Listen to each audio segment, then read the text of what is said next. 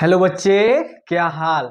मैं हरे कृष्ण आपका स्वागत करते हैं आपके अपने भरोसेमंद यूट्यूब चैनल के एस गुरुकुल पे। तो आइए आज एक मैथ का चैप्टर लाया हूं, जिस चैप्टर का नाम है समांतर श्रेणी, जिसे इंग्लिश में एपी बोलते हैं। और एपी नाम से ये विख्यात चैप्टर बहुत फेमस है, बच्चे इसमें बहुत फंस जाते हैं। तो उसी चीज को सॉल्व करने के लिए हम लेकर आए हैं इस चैप्टर का एक वीडियो, जिसमें आप लोग इस चैप्टर के प्रश्नों को धुआं धुआं कर देंगे।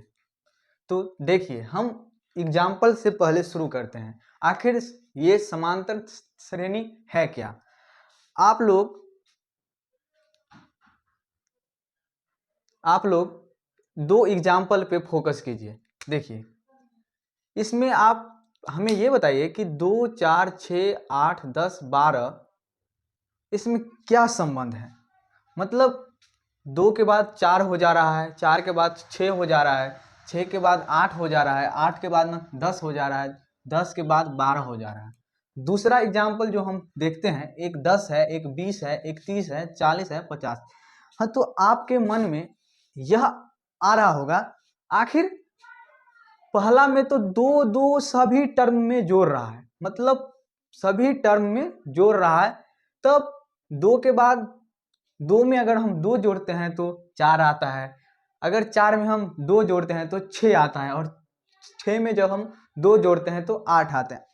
आप लोग तो यह समझ गए, जो प्रथम क्वेश्चन है उसमें न 2 जोड़ने पर इसका न पैटर्न फॉलो कर रहा है, और जो दूसरा एग्जाम्पल है उसमें भी 10 जोड़ने पर पैटर्न फॉलो कर रहा है।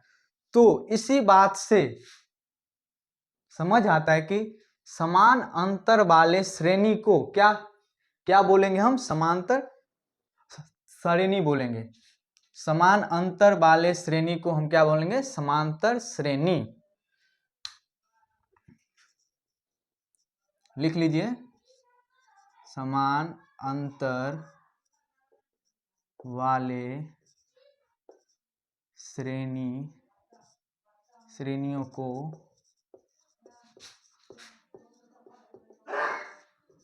समांतर श्रेणी कहते हैं। समझ गए। इसे एपी से सूचित करते हैं। किसी भी टर्म हो उसमें समान अंतर वाले श्रेणी को हम क्या बोलेंगे, समांतर श्रेणी बोलेंगे। इसे हम एपी बोलते। अब से हम क्लास में हम एपी बोलेंगे। अगर हम एपी कहेंगे तो आपके माइंड में यही घंटी बजना चाहिए कि सर जी हमको बोले हैं समांतर, यह क्वेश्चन समांतर श्रेणी का है। अब देखिए, जो 2, 4, 6, 8, 10, 12 है, 2, 4, 6, 8, 10, 12 डॉट डॉट, मतलब यह अगर हम इसमें जितना जोड़ते जाएंगे इसका उतना पैटर्न बनता जाएगा। तो हम इसको बोलते हैं अपरिमित समांतर श्रेणी।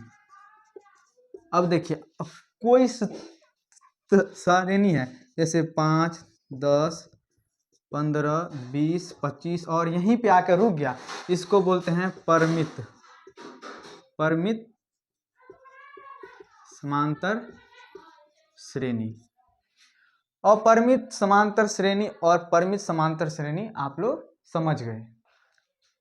अब हम देखते हैं, जो इसका जो 5 है, 10 है, 15 है, 20 है, 25 है, तो जो 5 है इसको हम बोलते हैं प्रथम पद। क्या बोलते हैं, प्रथम पद। प्रथम पद को एपी में हम A1 से दर्शाते हैं। A1 मतलब होता है प्रथम पद। ये जो 10 है ये है द्वितीय पद, इसको हम A2 बोलेंगे। जो 15 है ये A3 है, जो 20 है इसे A4 बोलेंगे, और ये जो 25 है वो A5 है। मतलब देखिए, इसमें क्या कि इतना पद है, इसमें 5 पद है। ये हुआ प्रथम पद, द्वितीय पद, तृतीय पद, चतुर्थ पद और पंचम पद। तो इसमें 5 पद हो गए। अब देखिए, इसी से एक कॉन्सेप्ट बनता है एपी में। प्रथम पद A1, द्वितीय पद A2, इसी तरह तृतीय पद A3। अगर तृतीय पद A3 है तो nवे पद क्या होगा, मतलब nवे पद होगा an। मतलब अगर हम आपको बोलेंगे AP में 20वां पद क्या होगा, 20वां पद के लिए हम कैसे लिखेंगे, तो इसको हम A20 लिखेंगे। इसे बोलेंगे 21वां पद क्या होगा, तो A21 लिखेंगे। समझ गए। अब इसमें देखिए जो 5 से 10, 10 से 15, 15 से 20, 20 से 25 में कितना का डिफरेंस है, तो आप लोग यह बोलेंगे जो इसमें हम 5 जोड़ते हैं, इसमें हम 5 जोड़ते हैं, इसमें 5 जोड़ते हैं, तब आता है। जो 5 जो जोड़ते हैं, मतलब किसी समांतरण श्रेणी में एक वैसा वैल्यू जिसको जोड़ने से एक समांतर श्रेणी बनता जाता है, उसको हम बोलते हैं सार्व अंतर। क्या बोलते हैं उसको, सार्व अंतर।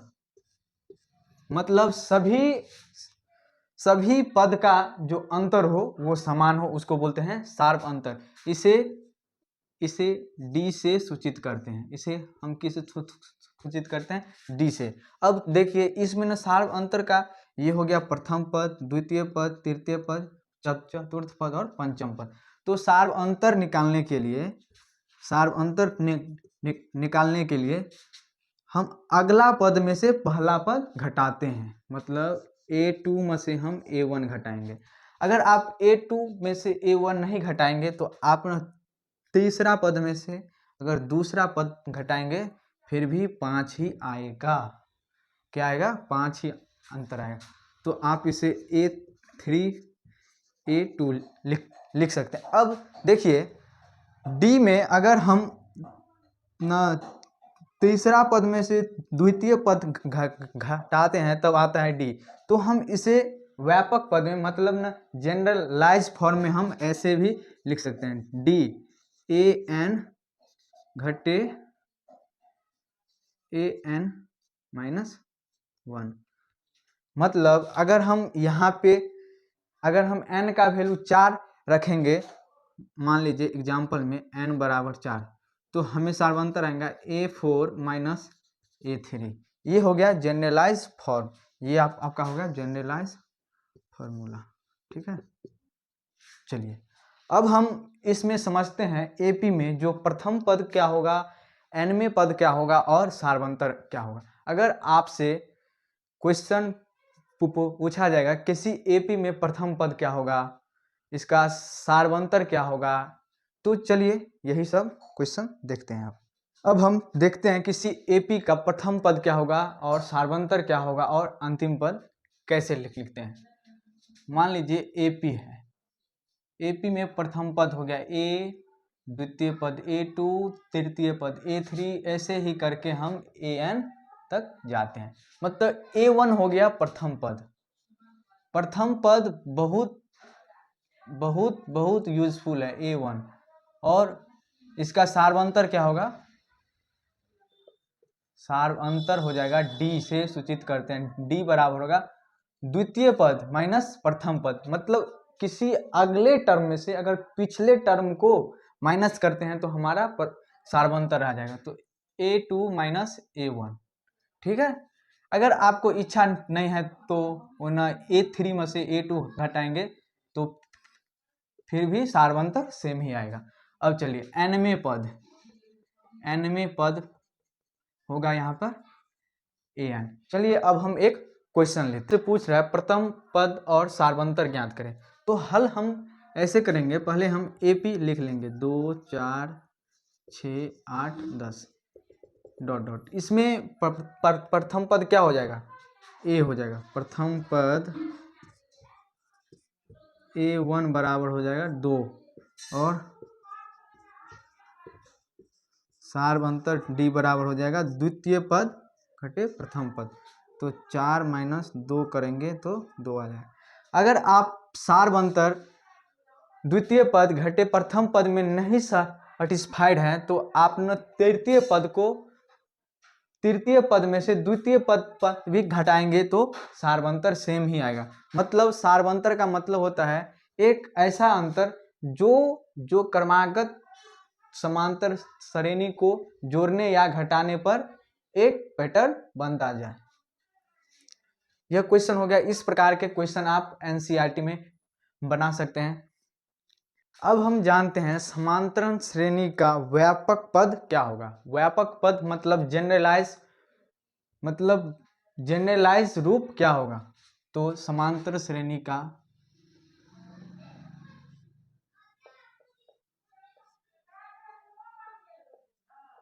व्यापक पद हम प्रथम पद तो सेम रहेगा, इसमें a प्लस डी, मतलब जब हम सार्वंतर में कुछ जोड़ते हैं तो द्वितीय पद आता है। इस तरह से तृतीय पद आ जाएगा a प्लस 2d, फोर्थ पद आ जाएगा a प्लस 3d, ऐसे ऐसे करके a plus n minus 1d। ठीक है। अब हम चलिए इसी पर व्यापक पद पे आपको हम एक क्वेश्चन देते हैं जो किस तरह से व्यापक पद से हम एक समांतर श्रेणी बनाते हैं। अगर देखिए, अगर प्रथम पद 5 है और सार्वंतर 2 है तो इससे हमें 5 टर्म तक मतलब 5 पद का एक समांतर श्रेणी बनाना है। तो देखिए प्रथम पद क्या हो जाएगा। प्रथम पद a1 बराबर हो जाएगा 5 और द्वितीय पद क्या हो जाएगा a2 बराबर क्या है a प्लस डी। तो प्रथम पद क्या है a1, इसमें हम a1 लिख रहे हैं।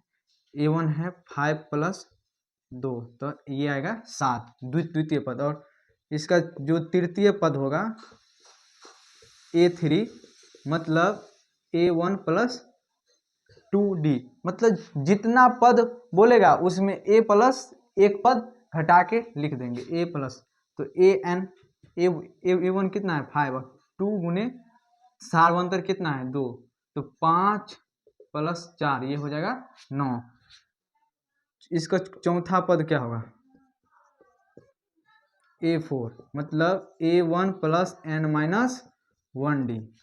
तो a कितना है 5 और n का वैल्यू हो जाएगा 4, d कितना है 2, तो 5 प्लस 3 दूनी 6 5 11। इस तरह से हम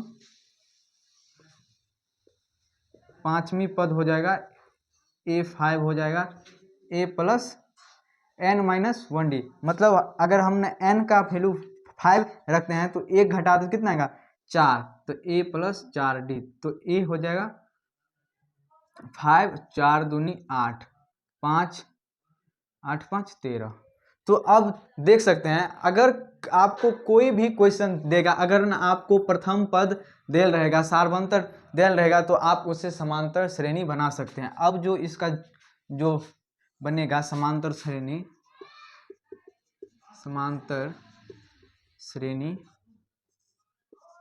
AP, प्रथम पद इसका कितना है 5, द्वितीय पद 7, तृतीय पद 9, चतुर्थ पद 11, पांचवा पद 13। देखिए मतलब हम व्यापक